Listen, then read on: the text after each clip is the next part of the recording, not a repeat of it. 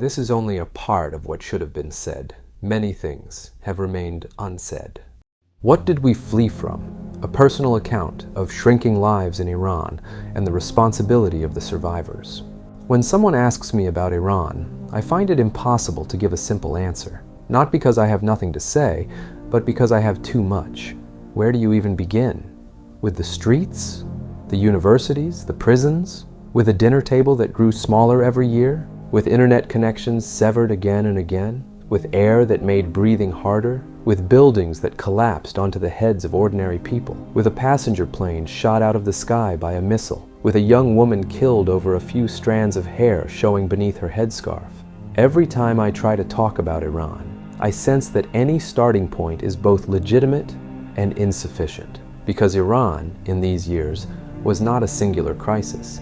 It was a chain of wounds layered one upon the other, until at some point, you could no longer tell where one ended and the next began. In conversations I have today, Iran is quickly reduced to a handful of keywords: revolution, sanctions, protest, crackdown, war, uprising, sometimes a city, sometimes the name of a prison, sometimes the image of a body sprawled across asphalt. All of it is real. None of it is invented. But Iran is not only these compressed, bloody moments. For those of us who lived it, Iran was an enduring condition, a constant pressure, a kind of erosion in which life, year by year, grew narrower, horizons shortened. The future grew less certain. And slowly a person understood this was not only repression, this was a wearing down. The problem is not simply that outsiders know Iran through a few headlines and a handful of images. The problem is that I, too, like many others, have spoken far more about the destination than the departure. I have talked about where I arrived, about the possibilities of living here, about freedoms that, in their simplest forms, are still startling, about streets where you do not need to be afraid every moment, about air you can breathe more freely, but about what I left behind, about the force that expelled me from Iran, about the years it pressed and eroded me in that soil, I have said far less. This essay is an attempt to correct that silence, to say more clearly where I came from, to say more precisely what I fled. 2009, the year a generation's trust cracked. I do not write from the position of a detached observer. I was born in Iran, and until 2016 I lived in Semnan, traveling to Tehran when moments of rupture demanded presence. My political consciousness and my direct experience of protest were formed there, beginning in 2009, during the disputed presidential election and what became known as the Green Movement. I was still an adolescent then, still carrying the illusion that when streets fill with people, when ordinary citizens stand against lies, perhaps somewhere a space opens up to be heard. That did not end in 2009. In the years that followed, I returned to the streets across successive waves of unrest: the protests of December 2017, the demonstrations of 2018 and November 2019, and the nationwide uprising of 2022, continuing through the years that followed until I left Iran in 2024. These were not isolated events for me. They were repetitions of the same structure, unfolding across different moments. I received my first baton blow in 2009, not because I was leading anyone, not because I had done anything remarkable, because I was there, because I had come to witness and to stand. If a friend had not pulled me out from under the hands of a soldier, my fate could have been far darker. That moment, however small it may appear on the scale of history, was for me a decisive lesson. I understood that in Iran, your presence itself can become a crime. Your body does not always belong to you. Standing in the wrong place at the wrong time can itself become the pretext for suppression. In the months that followed, the crackdown after the election continued with killings of protesters, mass arrests, systematic torture, forced confessions, and repeated assaults on public gatherings. The Karizak detention center, where detainees were tortured and killed, became one of the period's defining atrocities. Human rights records from that era document killings, torture, arbitrary detention, and a profound human rights crisis in the wake of Iran's 2009 elections. But 2009 was not merely the year of a disputed ballot. It was the year the trust of a generation fractured, not merely trust in a government or a political faction, but trust in the very premise that perhaps within this structure, through voting, through universities, through media, through the street, something could be moved. Then came Neda, the young woman whose shooting was filmed and watched by the world. Then came Karazak. Then came the regime's assault on mourners during the Ashura commemoration. Then came house arrest for opposition leaders. Then came the forced televised confessions. Each of these, in its own register, repeated the same sentence: truth is whatever power declares it to be. If you have seen something different, you must deny it. If you have understood something different, you must stay silent. If you are making a demand, you must pay for it with your body and your future. That was the moment Iran ceased to be simply home for many of us. It became a place where one lived perpetually with the question, how long can I stay? How long can I endure? The shrinking of a life. This question, over the years, became not merely political for me, it became existential. If one could negotiate with this regime, if one could remain in that country and study and work and disagree and build a life, why did we leave? Why did I not stay in Iran and continue? Why did so many people sever themselves from Iranian universities? Why did so many with all their attachments and roots and families begin to think about emigration and fight for it?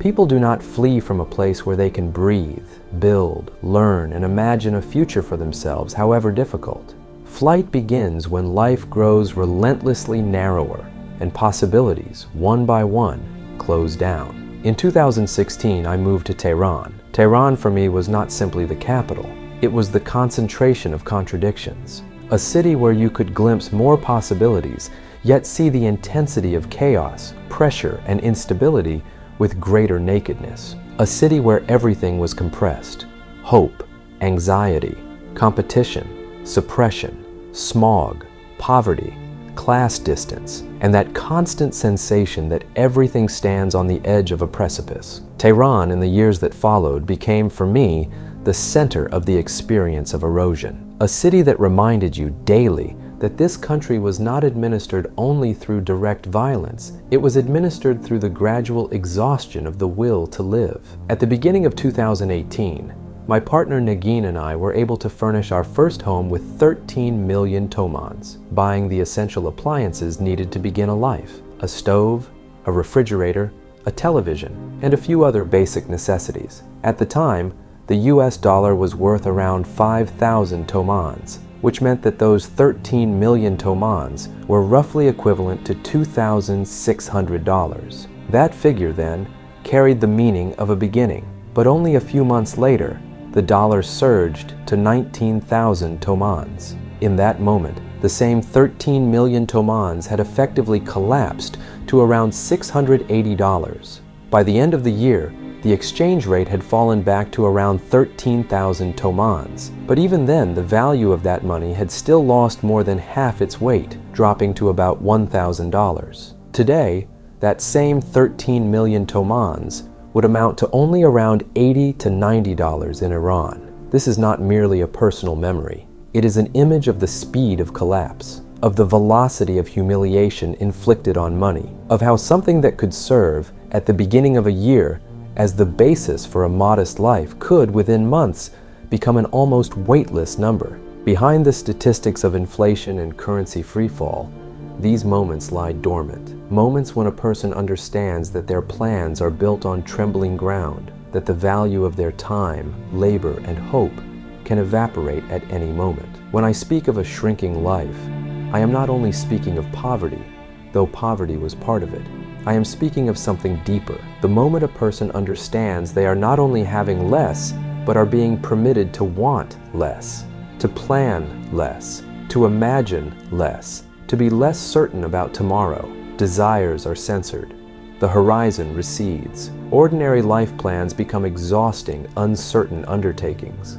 Economic pressure in Iran did not merely shrink the dinner table. It restructured a person's entire relationship with the future. Marriage was postponed out of inability. Childbearing declined because the future resembled a threat more than an invitation. The middle class was ground down. Working 2 or 3 jobs became normal. Chronic exhaustion became normal. The anxiety of rent, medicine, installment payments, and school fees became normal. These were not only signs of economic crisis, they were signs of a society in the process of erosion.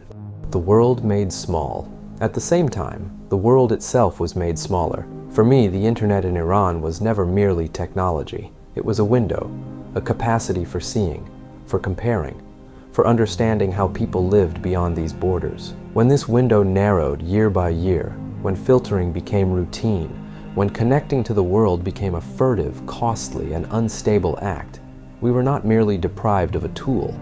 We were deprived of a dimension of our perception, deprived of the right to see the world, of the possibility of unmediated learning, of comparison, of direct experience. November 2019, what Iranians call Aban 98, made this logic naked. By then, I was living in Tehran, at the center of the upheaval. When petrol prices were suddenly raised, people poured into the streets.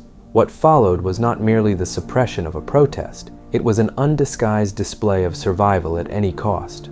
The internet was nearly completely severed. This was not simply cutting off a service, it was part of the killing itself. Murder in the dark, severing people from the world, severing people from each other, disrupting the possibility of witness, eliminating the channels for transmitting news, images, and testimony. The UN and Reuters both documented that internet access was cut off from November 17, 2019, and in some provinces, including Khuzestan, the blackout lasted more than 10 days. Aban 1398 should not be passed over with a single phrase. The city of Feshar must be kept in memory because it brings the uprising down from the level of an abstract name and anchors it to a concrete historical point. Feshar is a reminder that repression in Aban was not only about dispersing crowds. In certain places, it became the open elimination of human beings. Investigative reporting by Reuters and subsequent findings by international bodies showed that the Aban crackdown was the bloodiest suppression since the 1979 revolution. And in the darkness of the internet blackout, its true scale was hidden from public view. Feshar, for me, is the symbol of the moment a government decides to silence the witnesses too. Compound death. But Iran did not only kill in the streets. If I want to give a more precise picture of these years, I must say we lived inside a kind of compound slaughter. Death in Iran did not come only by bullet. It came on the roads, from the air, through smog, inside buildings, in hospitals, through poverty and exhaustion. This cannot be summarized in a handful of headlines. Road deaths were not simply accidents. Behind them lay unsafe cars, deteriorating roads, corruption, absent safety standards, and systemic irresponsibility. Air pollution was not simply an environmental problem for many people. Breathing had become an everyday risk. The burning of heavy fuel oil, decaying power plants, vehicles that would not pass any emissions inspection, and policy indifferent to public health had combined to make the air itself an instrument of erosion. Death lived in buildings too. The Plasco building collapsed. The Metropole building collapsed. Neither was merely an accident. Both were consequences of corruption, forged permits, absent oversight, and the cheapening of human life. The Metropole, for me, is one of the starkest images of the Islamic Republic, a building that exists on paper but rots in reality, and one day, with all its corrupt connections, comes down on the heads of ordinary people. This was not one city's tragedy. It was the summation of a logic in which profit, relationship, signature, and power weigh more than a human life.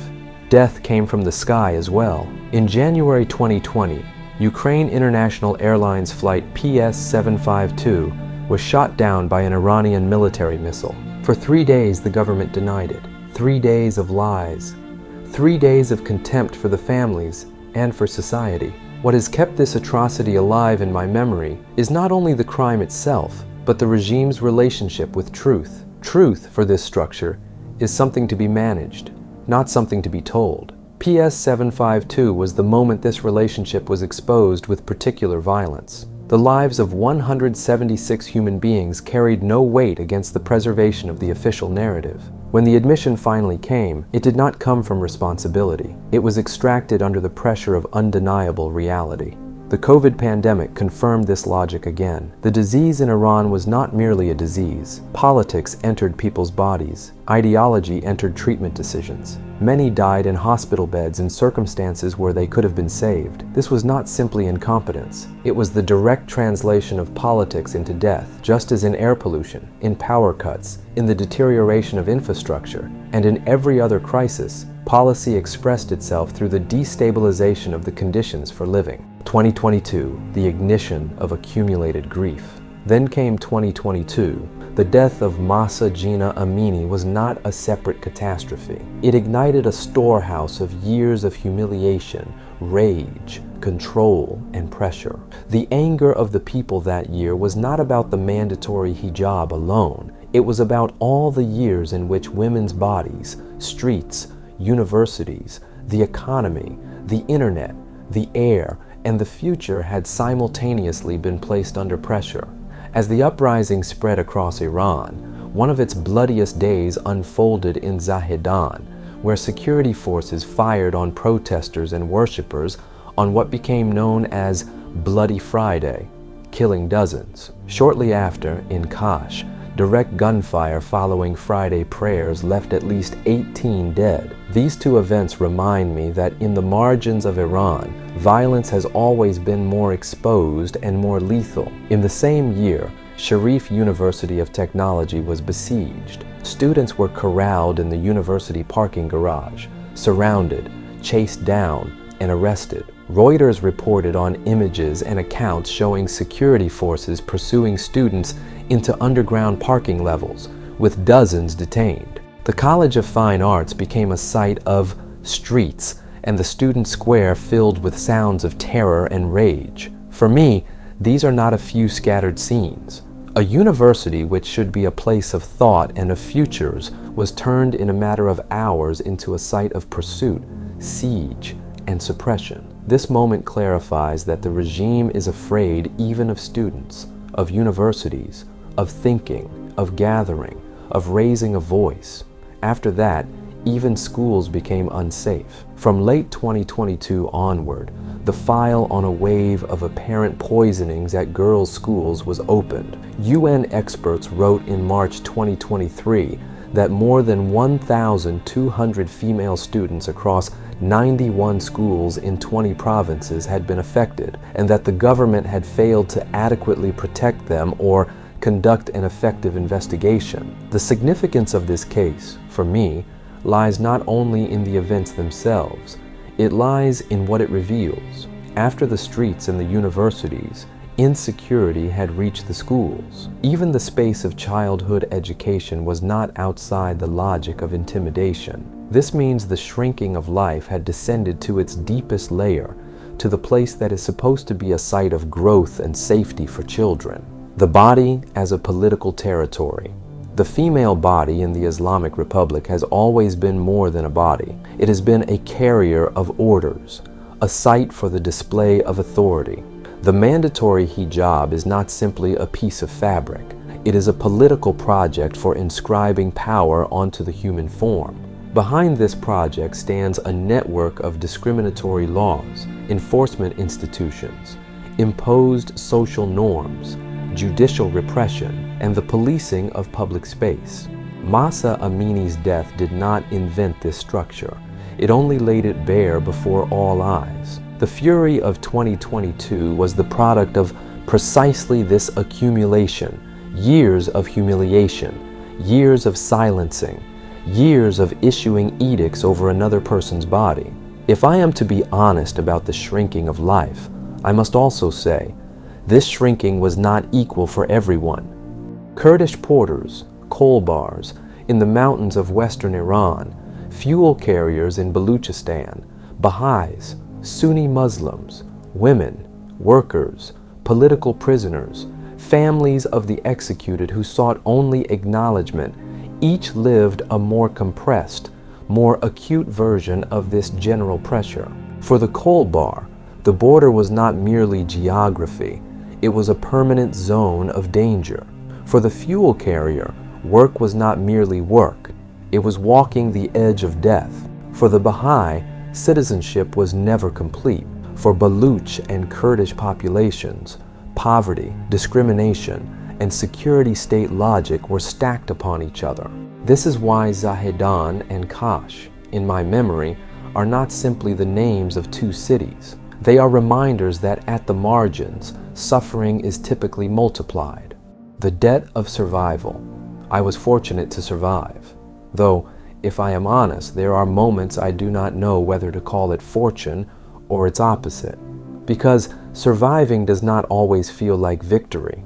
Sometimes it feels like a debt, like a weight that does not lift. You know, you could have been on the other side of the line. You know that many stayed. Many were beaten. Many lost eyes to rubber bullets. Many were imprisoned. Many were killed, and you somehow came out. That knowledge does not make you a hero. It makes you a debtor. For me, having escaped, if that is even the right word, is not a sign of virtue or superiority. It is more like a wound that carries responsibility inside it. Not everyone who left has had the same experience. Some emigrated in relative comfort. Some fled for their lives. Some came for education and stayed. Some are still cautious, still guarded about speaking openly because returning remains dangerous, or because of family left behind. These differences are real and must be seen. But with all these differences, one thing is clear to me. The error many of us have made is that we have spoken far more about the destination than the departure. We have spoken more about where we arrived than about what expelled us. We have spoken of new possibilities, while the people inside Iran watched us through VPNs just to see what we were saying. We spoke of relative freedom, while they had to pass through multiple walls even to see those words. We sometimes described our new world and said less about the world behind us that was growing more closed year by year. This is why I believe that if those of us who have left carry anything on our shoulders, it is not only memory, it is responsibility. The responsibility to speak about the place of flight, to prevent Iran from being reduced to a few bloody images or a few political sentences, to explain how this machinery of harm works, where it comes from, how it settles into daily life, how it erodes a society even when no bullet is being fired. The Islamic Republic has not ruled only through prison and execution and gunfire. It is ruled through corruption, through poverty, through censorship, through internet filtering, through making roads and skies and air unsafe, through controlling bodies, through severing people from the world, through the gradual exhaustion of hope, through the continuous shrinking of life. The logic has not stopped. When I speak about Iran today, I must also remember this logic did not stop in 2022. Joint reports from Amnesty International and Human Rights Watch in January 2026 and a statement from UN experts in February of the same year show that in the most recent nationwide protests, the same old pattern has been repeated. Lethal use of weapons, mass arrests, uncertainty about the fate of those detained, and severe restrictions on communications. The same mechanism that ground us down from 2009 to 2022 did not stop afterward. It only found new forms. The people of Iran were not only victims, they resisted, sometimes in the streets, sometimes in the universities, sometimes through screaming, sometimes through standing firm, sometimes by waking up the next morning and going back to work and continuing life with all its wounds. But witnessing this resistance does not diminish my responsibility, it deepens it. Because if they continued to live under all that pressure, I am obligated to carry the account with greater precision and greater honesty. We did not simply leave Iran. We fled from something, from a place where the body had no safety, where the voice had no safety, where the future had no safety.